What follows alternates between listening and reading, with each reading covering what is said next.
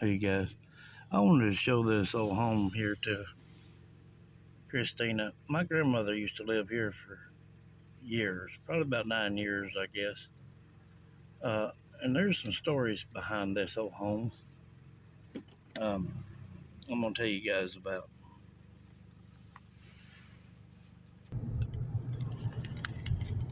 Yeah, my grandmother, she lived there for about 9 years, and a couple of boys I went to school with, uh, their mom had shot herself in there, and I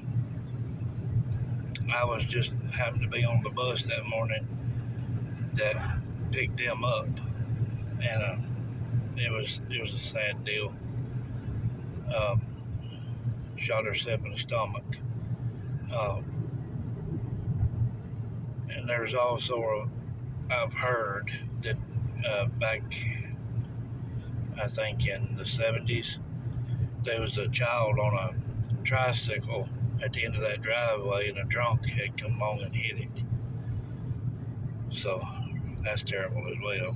And then on top of that, uh, like I said, my grandmother lived there. And she called me up one night, and she's like, "Listen, see if you can hear this music playing." I never did hear it, uh, but she could, and maybe it was only meant for her ears. I don't know. I'm talking about my grandmother, and she said, "Well, it sounds like an old radio." And I thought, well, maybe that's the music she had playing or something, maybe when she killed herself. She said it only happens when I first lay down at night or get up first thing in the morning. And that's when she killed herself, was when the kids was in the bathroom right next to that bedroom, brushing her teeth and all, when she killed herself. So it's terrible. Here's the cemetery we just left from. That's free home. We're doing that cemetery today, so you'll see that video up probably before this one. Oh yeah, right here. Sorry for my broke glass, guys. I never have got to get it fixed. Right here is where I've seen that spirit walking up into that yard over there, and it had just been raining that day.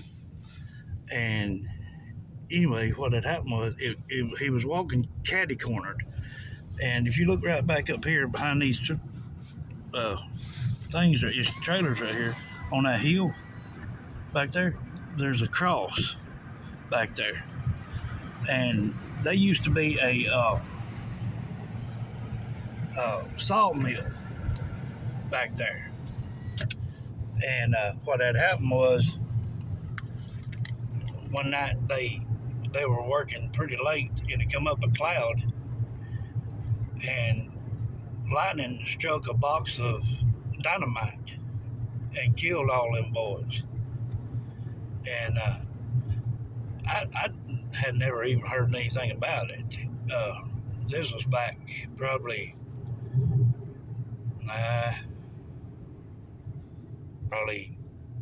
1910 or so. And well, anyhow, daggum, my stepdad's brother was telling me that his grandma used to talk about it. And when I was mentioning this to Christina, that's what brought the whole thing up.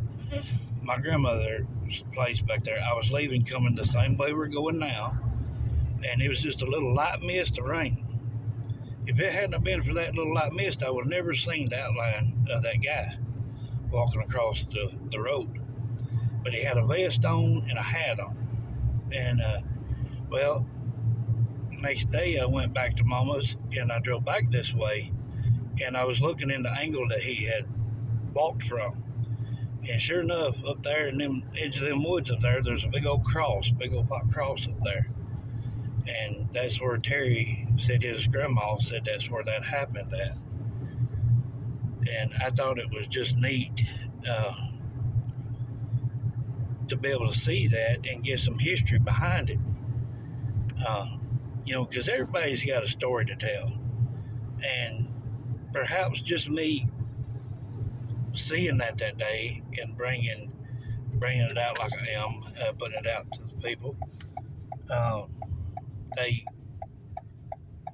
They may can get a sense of okay, at least somebody is sharing their story, kind of deal.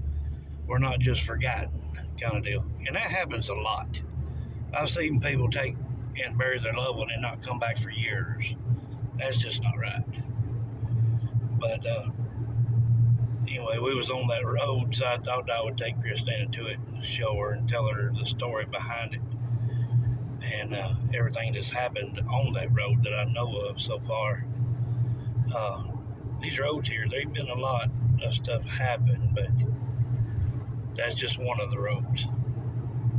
Anyway, hope it ain't too bouncy, guys. I'm holding the phone in a handheld tripod deal here, trying to drive at the same time. So anyway, love y'all. We'll see you in a little while on live.